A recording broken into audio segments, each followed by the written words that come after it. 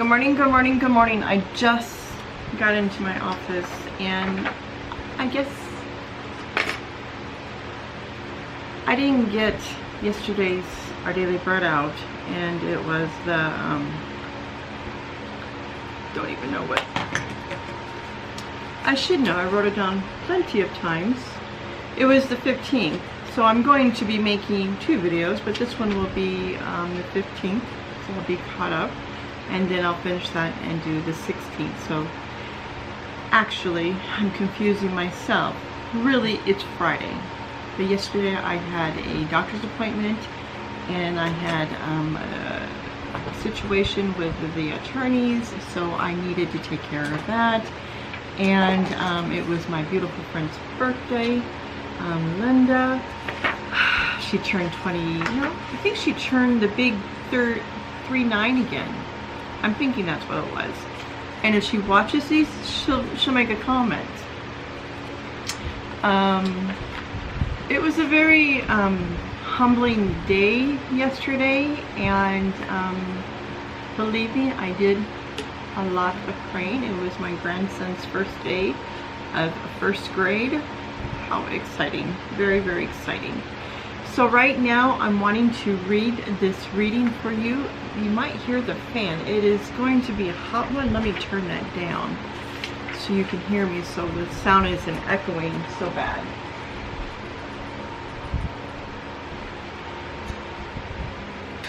That was really high. Really high.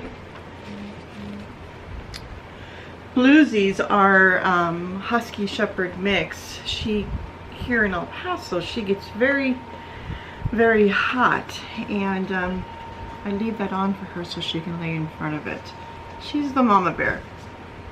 She's very, very, very loved. Very loved. So today's reading is Thursday, August 15th, Lincoln's Pocket. It's going to be taken out of the Romans 15, verse 1 through 6. And the verse that they had pulled out was Romans 15, verse 2. Each of us should please our neighbor for their good, to build them up. Oh. Let's see what this has to say. Lincoln's Pockets. The night the U.S. President Abraham Lincoln was shot at Ford's Theater in 1865, his pocket contains the followings: 2 speculators, a lens polisher, a pocket knife, a watch fob, a handkerchief, a leather wallet containing a $5 Confederate bill, and 8 newspaper clippings, including several that praised him and his politics. I wonder what the Confederate money was doing in President's pocket, but I have a little doubt about the glowing news stories. Everyone needs encouragement. Should have done this yesterday. But a great leader like Lincoln, can you see him in the moment before the fateful play, perhaps reading them to his wife? Who do you know who needs encouragement? Everyone. Look around you. There isn't one person in your line of vision who is as confident as they seem. We're all one failure, one sign, one comment, or one bad hair day away from self-doubt. If we do all obey God's commandment to please our neighbors for their good, to build them up, Romans 15, verse 2, what if we determine to only speak to the Christ's words, that we are sweet the soul and healing the bones? That came from Proverbs 16:24. What if we wrote these words down so friends could reread and savor them? Then we all would have notes in our pockets or on our phones, and we'd be more like Jesus, who did not please himself, but lived for others. I'm going to read the Proverbs one more time. What if we determine to only speak gracious words, gracious, that are sweet to the soul and healing to the bones? Amen. Question number 1. Whose words have most encouraged you?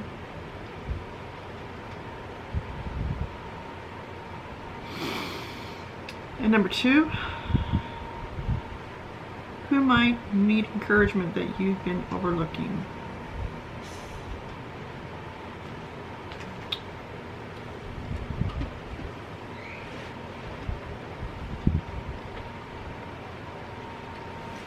I don't know why I do that.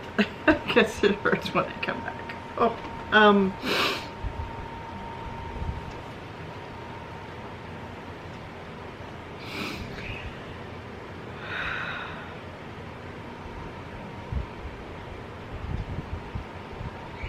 whose words have most encouraged me?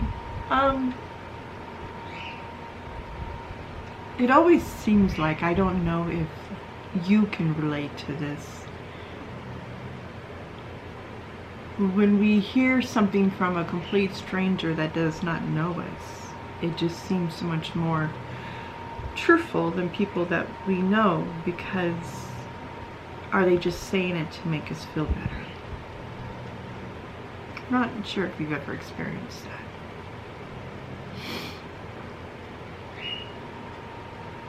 And then on the other hand, people who do give you sweet words, knowing what you've accomplished and what battles that you have fought and what armor you would have been wearing in the battles that you have been in, and they still see the person who you are through that battle.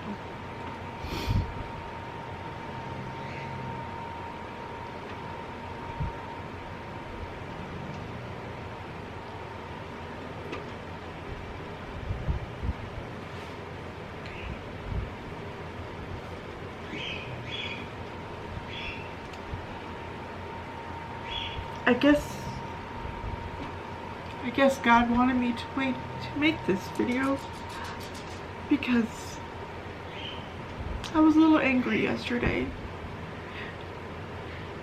and people close to me know that I'm being honest when I say that. I wasn't angry with God. It's just, I'm tired.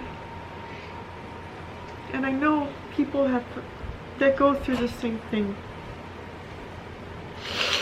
You wanna come up? It's badness with me. They know when I'm upset. Come here. Come here. Oh, my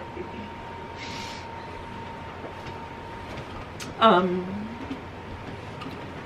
Today is going to be a day where I will be having a conference call, and it's almost the ending of a battle that I've been fighting since 2016.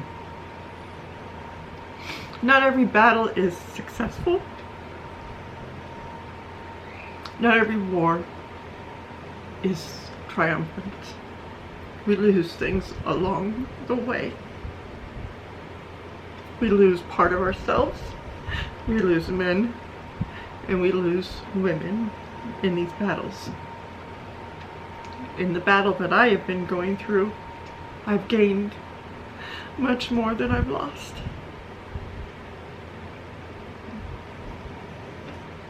And that's something that I need to cover, is even though Abraham Lincoln kept things in his wallet, it was to remind him to continue doing the work that he's doing. It wasn't a vain thing. It was saying, you know what?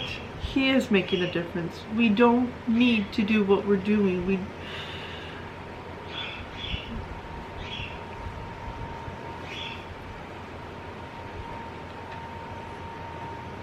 Being angry just puts glasses on, meaning foggy glasses of what reality is trying, or God is trying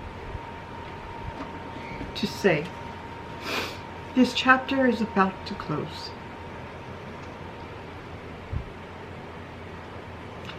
and how badly I wanted this chapter to close. It's as badly as the other battles I've been in. I think I'd gone through those battles and the battle wounds and the painfulness I've gone through to prepare me for what I had done just the past 3 years.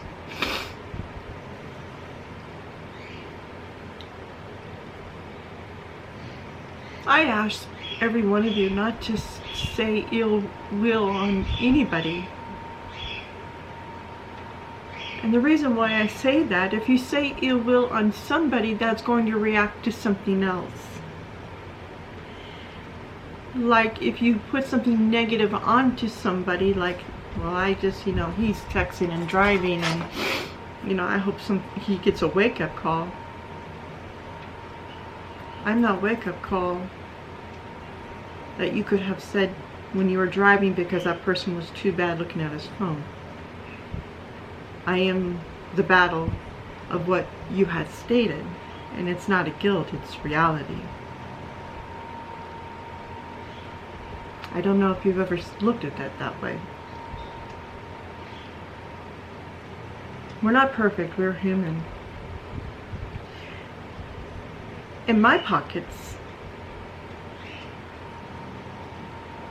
thinking, what do I keep in my pockets to enlighten me?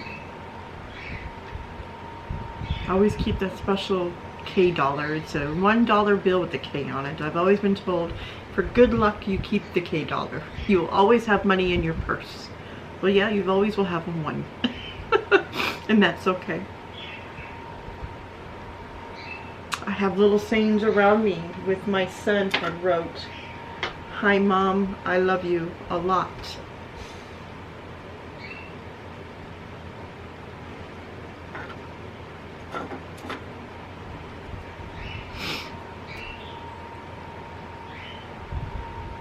The reason why I was so angry is I wasn't expecting it to end so suddenly. It will be today. I mean tomorrow.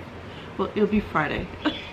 Because I'm making this on Friday, so that's what I meant by today.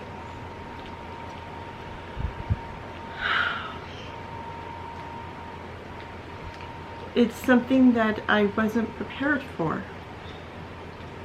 There wasn't a celebration. There wasn't planning. And I had to step back, and everybody that I had spoken to, my mother and Linda and Ray, said, just have faith. Just have faith.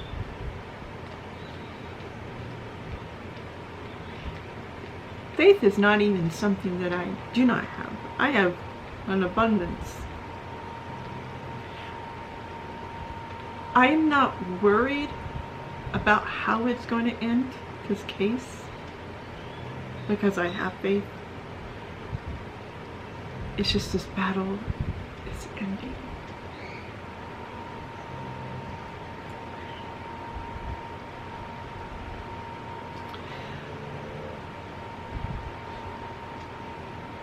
So the souvenirs that I have in me is reminders of the MRIs, the pain that I live in daily. I'm going to beat this. I can't beat the injury. I can't beat that. God can.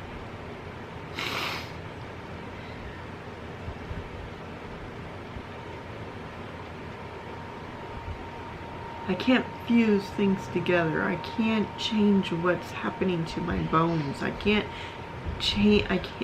Science can.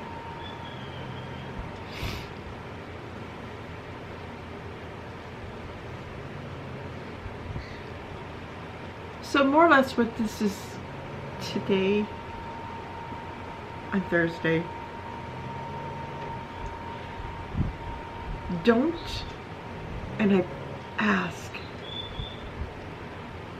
and I'm guilty of doing it myself. I'm not perfect. I'm far from being perfect. Don't send ill wills to your neighbor because you do not know what that's going to affect. them and it will affect others as it has with me.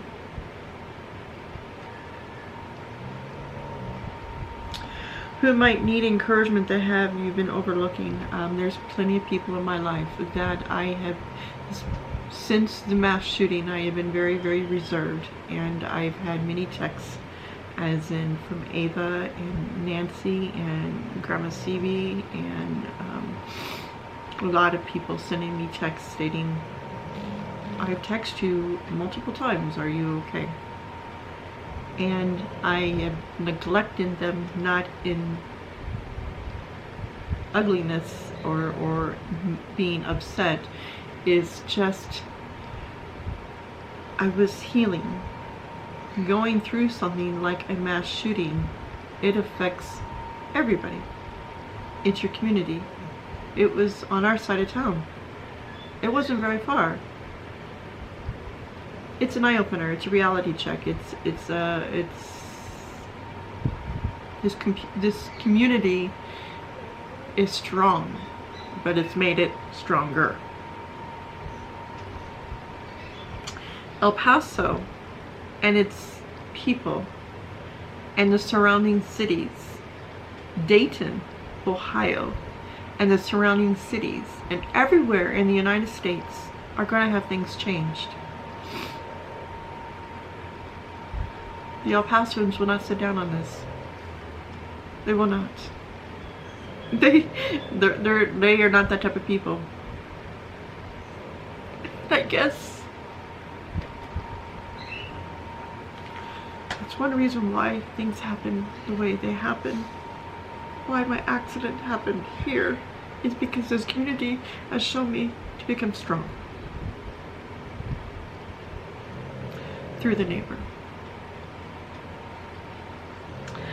In today's prayer, we're at our best when we can encourage others with our words, our actions, and our presence.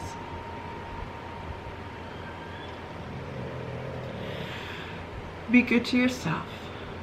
Be good to others, for we do not know what part of their journey they're on. Remember, the devil can read your story. He can't write it. You are with God.